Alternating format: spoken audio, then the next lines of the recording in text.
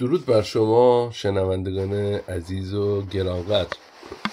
تو این اپیزود قصد دارم به یکی از مهمترین و پنهانترین میدانهای نبرد ایران و اسرائیل بپردازم. میدانی که نه تو آسمان تهران و تل‌آویو بلکه در دل تلفن‌های همراه و در ذهن شهروندان دو کشور شکل گرفت. جنگ روانی دیجیتال. دوستان، در جریان درگیری اخیر ایران و اسرائیل همزمان با موشک‌ها، بمب‌ها و پهپادها یه ارتش‌هایی، یک نیروهایی از بات‌ها، اکانت‌های جعلی و هوش مصنوعی یک نبرد بی‌سابقه‌ای رو تو شبکه‌های اجتماعی به راه انداختن. نبردی که هدفش نه فقط تخریب یک پایگاه یا مرکز نظامی بلکه بازنویسی واقعیت، تغییر ادراک عمومی، افزایش ترس، سردرگمی و فشار روانی بود.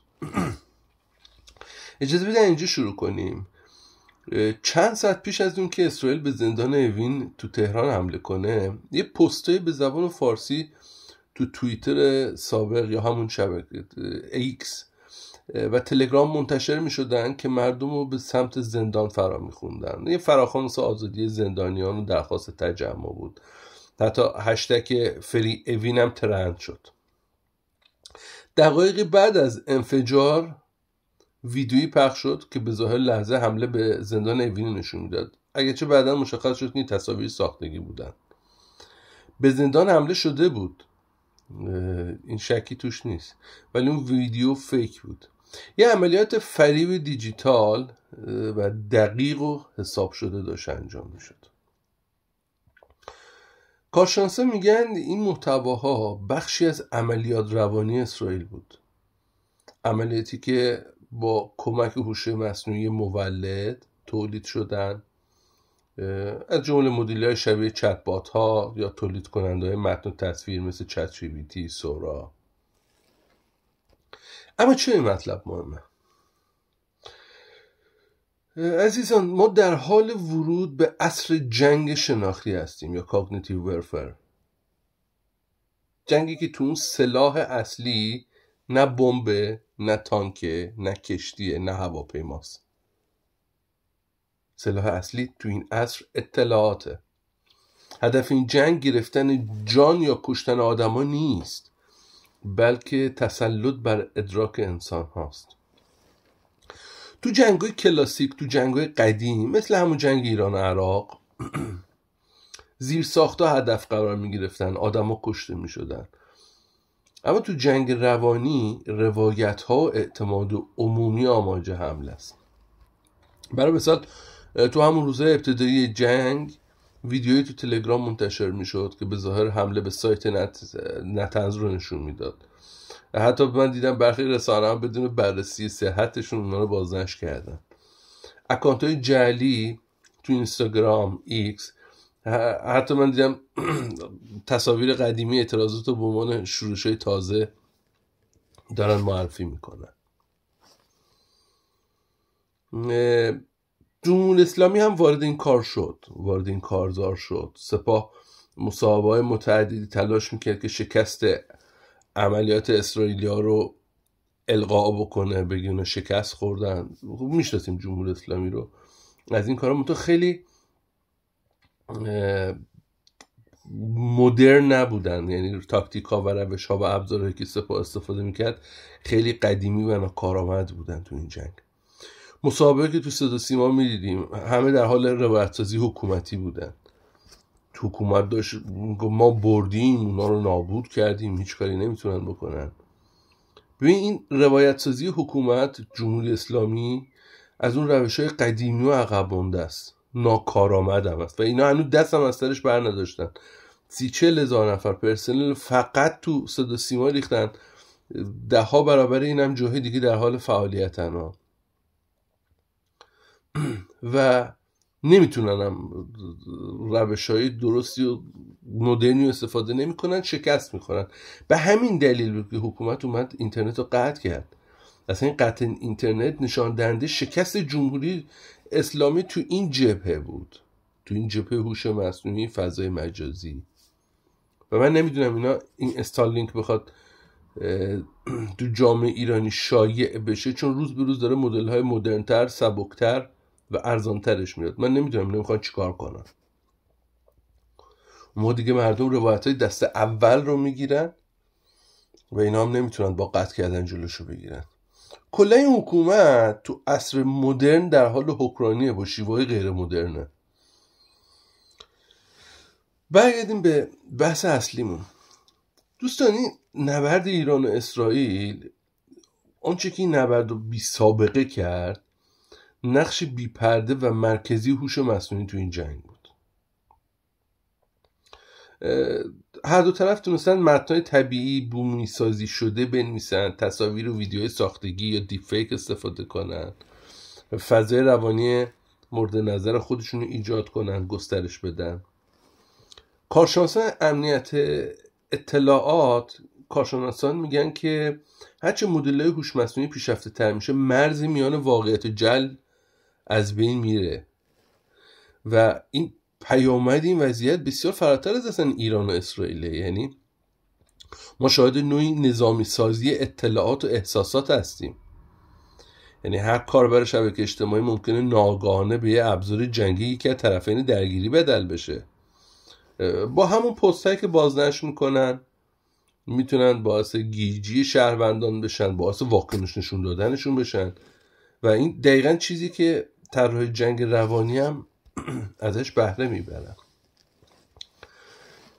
اگه قرن 20 عصر بمب اتم بود،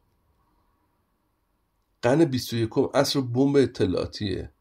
و چقدر خنده داره که جمهوری اسلامی واسه رسیدن به یه سلاح قرن 20 ما رو وارد یه جنگی کرده که توش سلاح قرن 20 دارن استفاده میشن.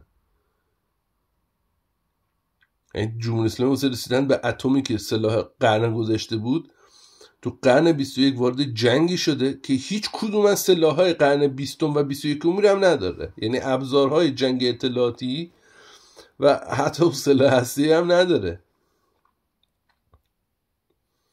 نه هوش مصنوعی دارن، نه ابزار جنگ اطلاعاتی مدرن دارن، نه بمب اتمی دارن و تمام مدت هم فقط به موشکاشون مینازن. یعنی نگاه میکنی میبینی اصلا اینا ذهنشون کجا داره سیر میکنه. شکل شمایل جنگ ها عوض شده.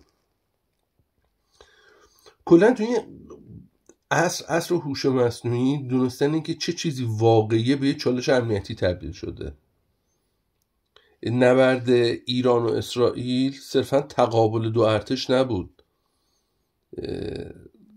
تقابل دو گفتمان بود، دو دستگاه تولید روایت بود و میدان اصلی این جنگ هم به گمان من ذهن شهروندان دو کشور بود. حالا چرا این عصر اطلاعات و این جنگ ها از جنگ های قدیمی خطرناک دارن؟ یعنی اون جنگ مثلا ایران و عراق خیلی خطرش کمتر از این جنگ های مدرنه. چون تو نگاه اول ممکنه مثلا به خودتون فکر بکنید آقا اطلاعات که ابزاری واسه آگاهی خطری نداره، ولی دوستان تو دنیای امروز اطلاعات هم قدرته و هر جا که قدرت باشه سرکوب هم میتونه باشه. به همین دلیلی که جمهوری اسلامی به قطع اینترنت، سرکوب اینا دست میزنه. من تأکید میکنم ابزار جمهوری اسلامی چه به لحاظ نظامی، پلیسی، اطلاعاتی، امنیتی، سایبری، هوش مصنوعی، همه اینا برای سرکوب داخلی کافیه. ولی اینجا میبینیم که جمهوری اسلامی با مردم ایران طرف نیست، با یک دولت دیگه طرفه که از قضا کشور مدرنی هم هست.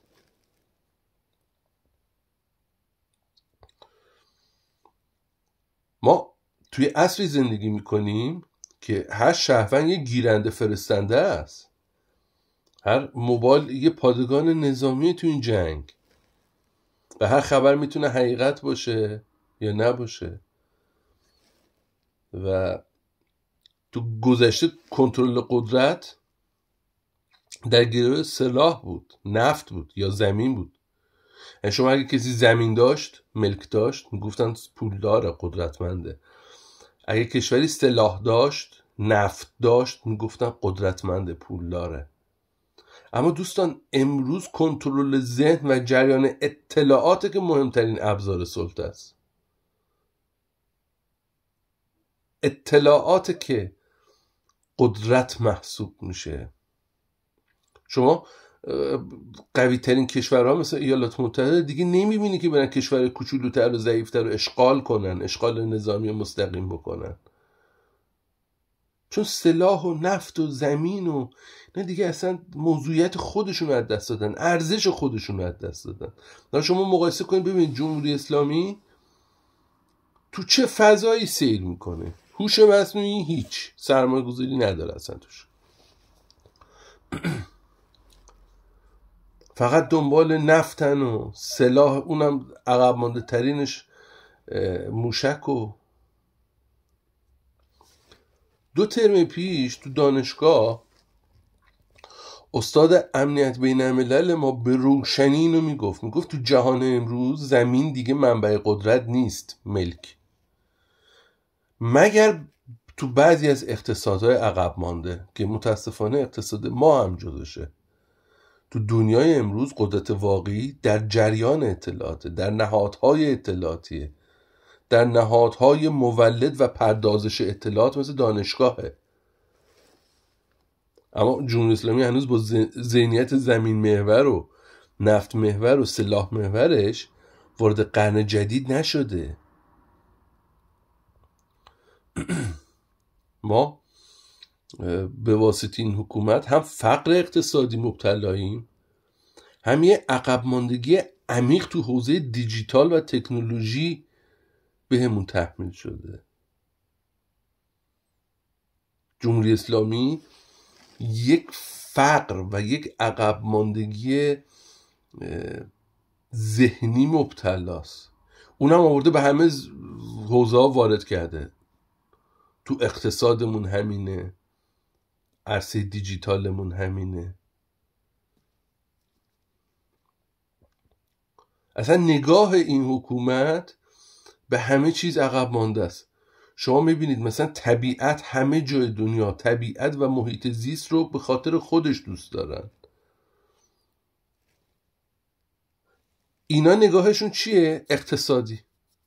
طبیعت و محیط زیست رو اقتصادی کنیم، بیایم این کوه رو ببینیم چه معدنی داره، بزنیم درب و داغونش کنیم، بفروشیم پولش کنیم. این جنگل رو چجور میشه پول کرد؟ خب طبیعی درخت‌ها رو ببر، میشه چوب میفروشیم، پول میاد تو جیبه. دریا رو چجور میشه اجاره بدیم به کسی؟ یعنی عقب ماندگی اینا توی حوزه نیست، تو همه حوزه هست. در حالی که من تو بریتانیا تو این چند سال کلی من دانشجو عربستانی دیدم، همه تو حوزه های آیتی، هوش، در حال تحصیلن، هوش مصنوعی. تو بهترین دانشگاه بریتانیا بچه‌شون رو میفرستن تو این حوزه. کاری ندارم که تو حوزه علوم انسانی هم فقیره، اونا هم یه شکلی که فقیرن. تو این حوزه علوم انسانی نمیان، نمیذارن، اصلا بچه‌شون رو بورسیه نمیدن. خب اونجا هم دیکتاتوریه. ولی بالاخره سرمایه گذاری بسیار سنگینی تو حوزه هوش مصنوعی کردن، در حالی که کشورهای عربی بچه‌هاشون رو واسه تحصیل میفرستن اینجا، سرمایه‌گذاری سنگین تو هوش مصنوعی کردن. تو ایران میلیون ها نفر هنوز درگیر تامین آب، نان و نمیدونم گاز و برق. و تو همین شکافه که اسرائیل میاد عملیات اطلاعات دیجیتالی پیچیده‌ای رو انجام میده. اینجاست که واقعیت ترسناک میشه، نه در مقابل اسرائیل. کشور ایران در مقابل همسایگان بسیار ساده‌ش هم عقب افتاده شده. دوستان، عصر اطلاعات حقیقت دیگه بدیهی نیست، باید بتونی تشخیصش بدی، راستی آزمایی بکنی، تحلیل بکنی. این کاری هم نیست که همه شهروندا بتونن انجام بدن، ببینید تو جوامعی که مردم تحت فشار معیشتی هن، تحت سانسور رسانه‌ای هن. این حکومت فقط سانسور میکنه، سرعت اینترنت رو کم میکنه، کند میکنه، در صورتی که ما باید توی یه سری حوزه‌ها به شهروندانمون آموزش بدیم، نهادهای علمیمون رو توی یه سری موارد خیلی باید قوی کنیم.